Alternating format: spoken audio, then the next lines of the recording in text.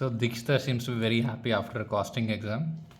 Now with this context, we are explaining her and of course Kushal, what needs to be done in the next 3 days. So number one, they're totally exhausted and tired out.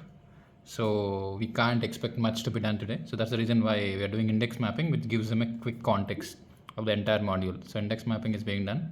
And after your dinner, you're supposed to write one exam. I hope that has been communicated. So index mapping and writing an exam will give them the overview. The first 1% and the last 100% which is asked, they're sorted for today. That's it. Tomorrow, the first thing in the morning, you're going ahead with risk assessment. Okay, 6 to 9 o'clock risk assessment.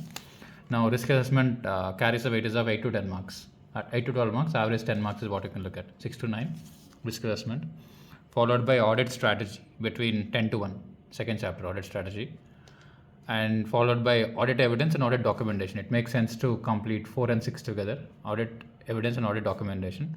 So if we can complete these 4 topics tomorrow, day after tomorrow, early in the morning, if we complete audit of items of financial statements, we'll be done with entire module 1. Saving chapter 1, again, chapter 1 can be directly done. So this way we'll be done with module 1 entirely by the end of day after tomorrow morning, 13th morning. 13th, 10 to 1 and 2 to 5, we have decided to give you a couple of slots for financial management, 2 slots. Okay, that too for topics called working capital management and investment decisions and dividend decisions, which are slightly having some trouble. So if you fix this on the day, you can skip this practically. That's what we decided, Mitra. Yeah. So once it is done, then we are moving to module 2, completion and review, which is a logical next step after audit documentation, followed by audit report, and then ethics, one exclusive topic, and then different entities and audit of bank. So we'll be done with everything by 14th.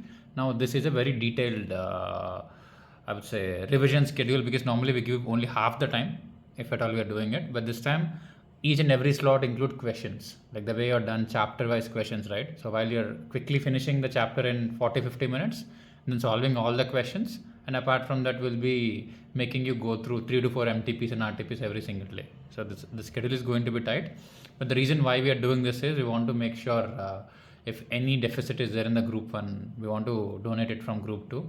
So FMSM last exam, not much time is there, so audit, we'll see what best can happen.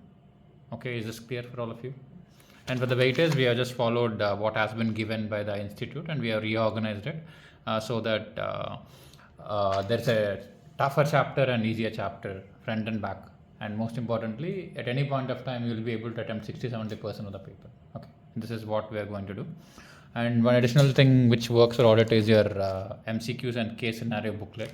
So if you go through this, you will be able to find a lot of relevant points which you can use in your answers also. Okay, so this is one additional thing which we are planning to do. So this sums up your 3-day strategy in 3 minutes. And I understand you are super tired, so finish your dinner. We'll write a 90-minute exam and then we'll conclude the day. Cool? Yeah, so others who are watching it, I think this is reasonably clear, and slightly stretching ahead for this 3 days will add 6 to 7 extra marks, which will turn out to be very valuable. That's all we have for now. Tomorrow we'll give you an update of how things are going.